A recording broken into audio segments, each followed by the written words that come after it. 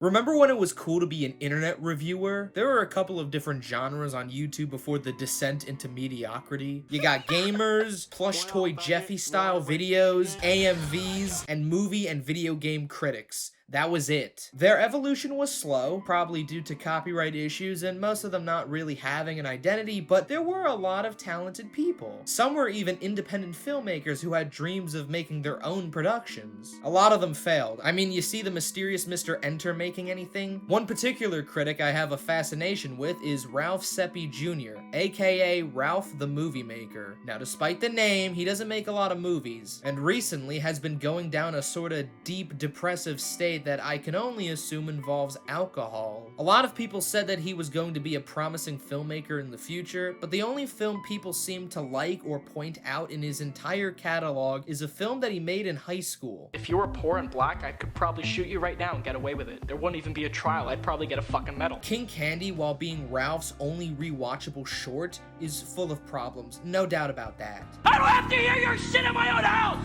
Get the fuck out! But people saw through it because of its charm. It had that sort of Ralph energy that we used to love. And I have to admit, there are a lot of moments that I enjoyed. But nowadays, this charm is gone. His decline in reputation is an impressive example of self-destruction. And the thing is, he hasn't done anything wrong per se. Most of the complaints I've seen about Ralph is that he has bad takes on some movies, like the Joker review, which he was heavily criticized for having the wrong opinion. But you know what? I genuinely don't know what the problem was. I thought his review was fine. I mean, the whole point of making the review was to give your opinion. However, a small number of people, like myself, are disappointed in him due to the lack of skills as a filmmaker. For all his so-called knowledge of film, he always seems to be making the same mistakes and sometimes replicates the problems he points out in other films like overexposed lighting and bad dialogue. I watch the new videos he puts out, and half the comments section acts like he's gonna kill himself. Some roast him, but a lot of people kiss his ass still. Like, this is not worth making anymore. Like, you can tell he doesn't want to do it. The only reason why Ralph does it is because he gets sponsors, and even then he doesn't even try to advertise it. He looks so bored. Like, now I genuinely do think he wants to kill himself. Recently, to my knowledge, he used to be a part of a podcast called Sardonicast, but eventually left to pursue his dreams because podcasting was hard. But he's made little to no effort in anything. Plus, he already has a podcast channel, so I don't know why he left. What was it, Ralph? You just couldn't do it? Was it too hard for you to just sit on your ass all day and talk about movies? Now, what could have caused this guy to be in such a glumpy, slumpy, dumpy mess? Some say it was criticism after the Joker review. Others say it was his feature film Lover. I personally think it was Golden Hour.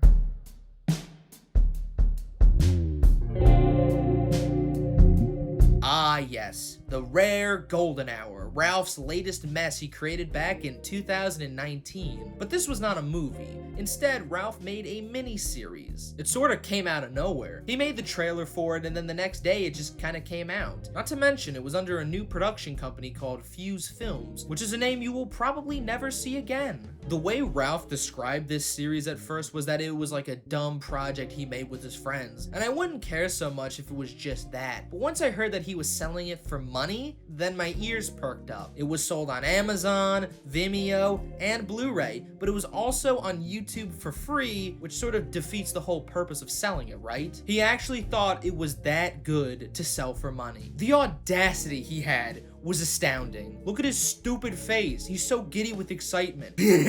About this new thing, you're gonna love it, mate. No, I'm not. It's gonna be fucking gay. Unsurprisingly, this thing was ripped to shreds instantly, and after a couple of weeks, he deleted this piece of shit from every platform. Funny enough, no one seemed to care, and for those who wondered where it went, got no answer from Ralph. He pretends like it doesn't exist. It was only 3 years later when someone re-uploaded the series onto YouTube, and finally, we can take a good look at it. Was it worth it?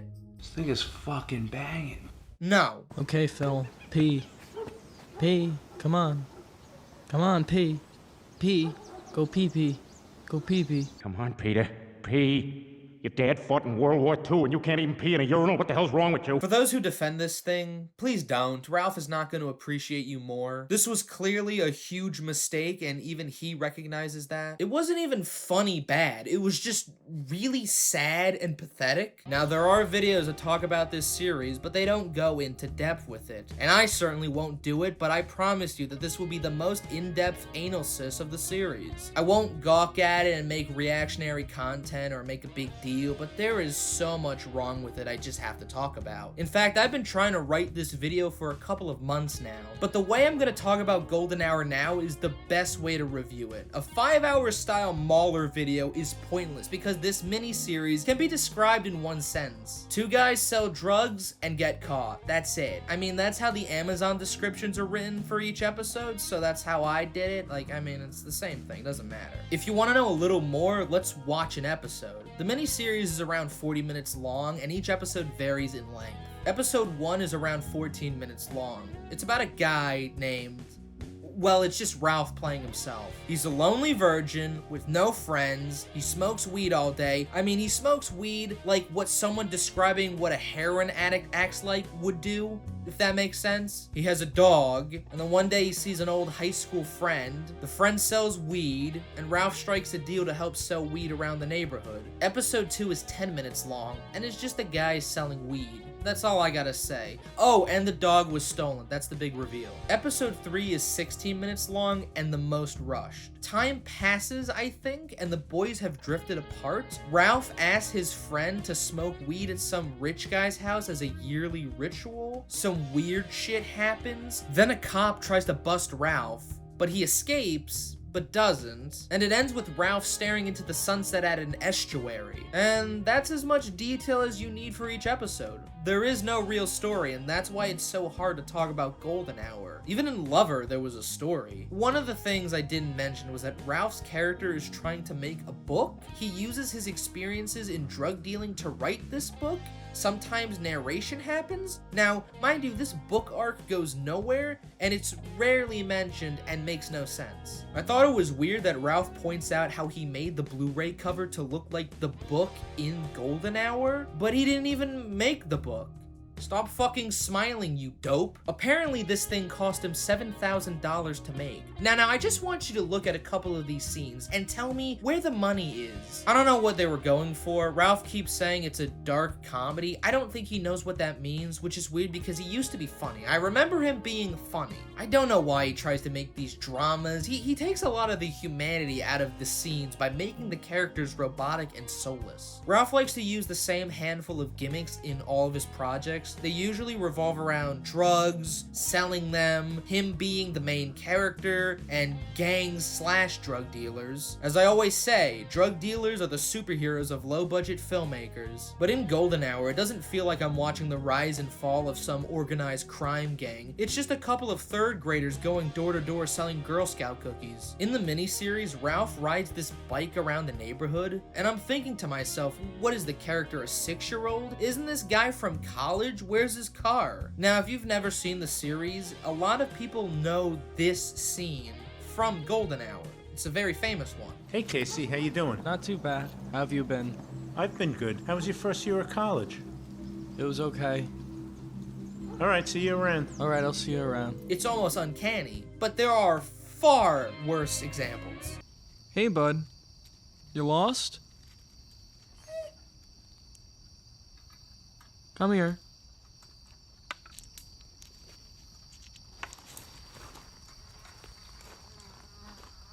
God, you smell like shit. Like in this scene, where Ralph meets his friend. He runs in front of his car, almost getting ran over, and then they have a conversation about their dogs like nothing happens. There's this scene where Ralph is talking about selling weed in the neighborhood, and the guy is eating, and this is how it's edited. But on half an ounce. This thing is fucking banging. Was that intentional, or was it like you lost some footage and you had to add something? This thing is fucking dick! Here's a fucking horrible shot. I mean, seriously, even the worst filmmakers wouldn't approve of this. Here's a scene where a kid snorts drugs, and when I was watching this, I realized that's not in the same location. That's a stock Getty Images video. And this isn't the only time they use stuff like this. There is another scene later in that shot that involves a lion, and then someone screams, no idea who that's supposed to be. I don't think it's Ralph, and then they run. Here's the whole clip. Ready?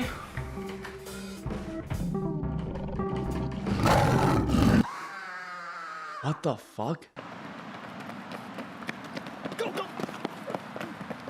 It's awful.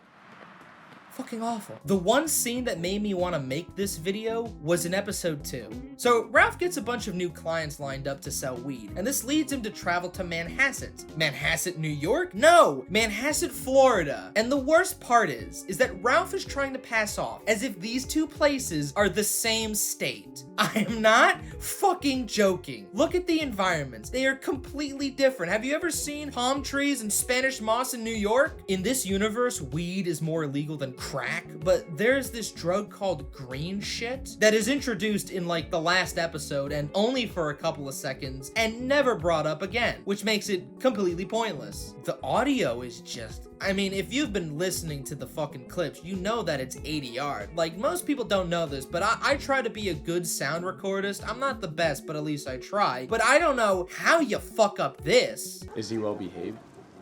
He's okay. Phil.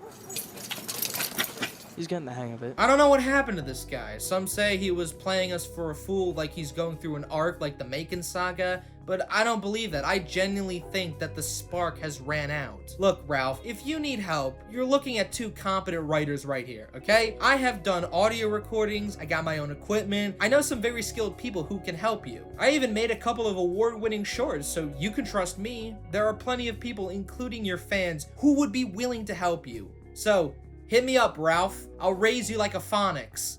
Oh, Ralph, but that is one of the things you have to consider. I don't know how to read and I can barely write, but I'm good at other stuff, I promise.